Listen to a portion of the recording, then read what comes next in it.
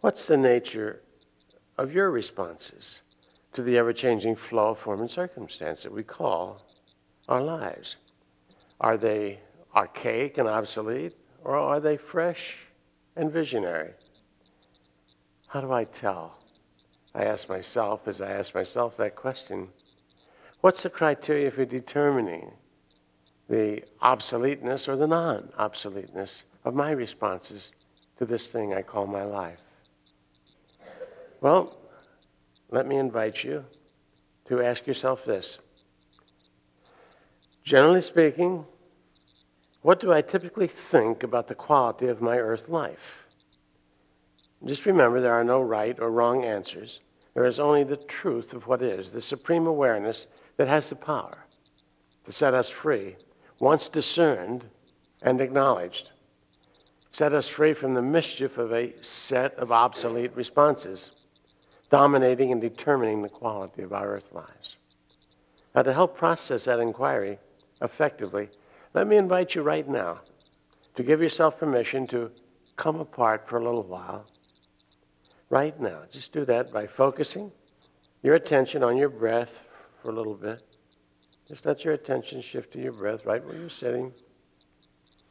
And notice about 5 or 6 cycles in and out.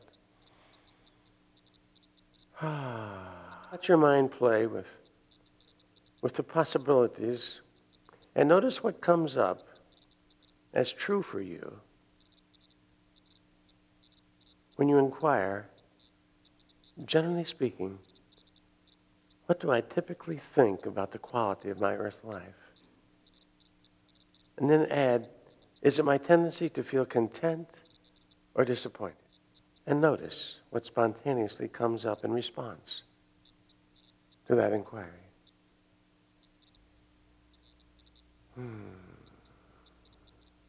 What do I typically think about the quality of my earth life? Am I content or disappointed?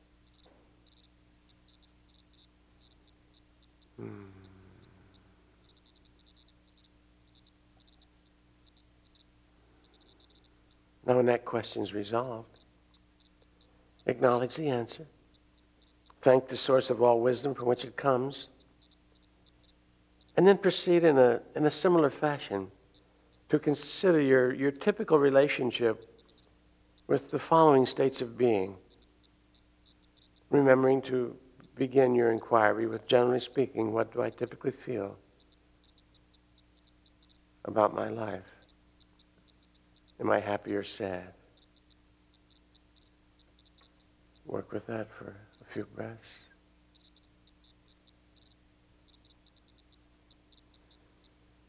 Am I confident or insecure?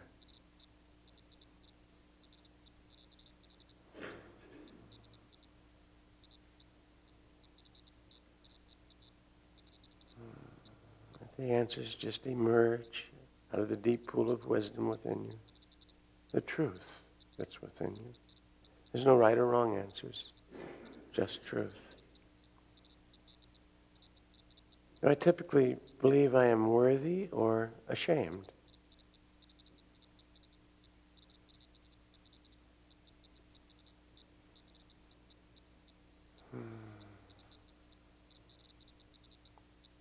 Am I understanding or resentful? Blaming?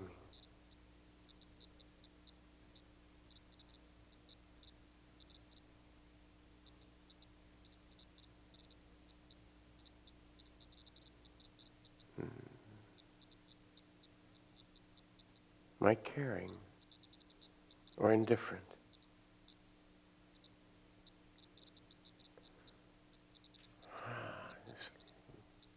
Let the responses float up spontaneously. And then as they float up, notice them. Remember them. Take a deep breath and thank the forces of the universe that give us these opportunities and give us the capacity to do this kind of process, to explore what is true for us. Then come on back here for a moment and consider. Chances are most of you will discover that the majority of your dominant tendencies are grounded in the more enlightened realms of human possibility.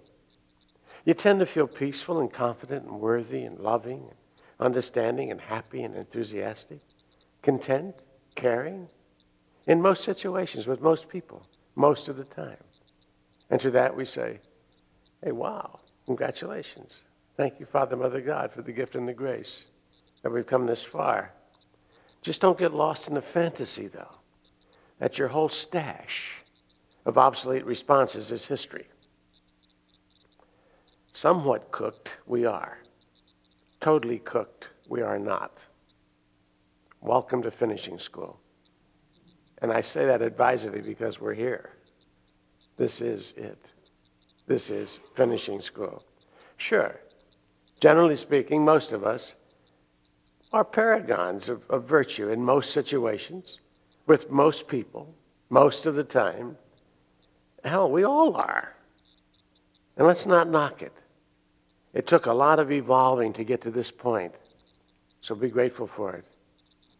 Honor the work we've done in letting go of tons of obsolete responses, but let us not sit on our spiritual butts as if we've never heard Jesus invite us to be ye perfect as your Father in heaven is perfect.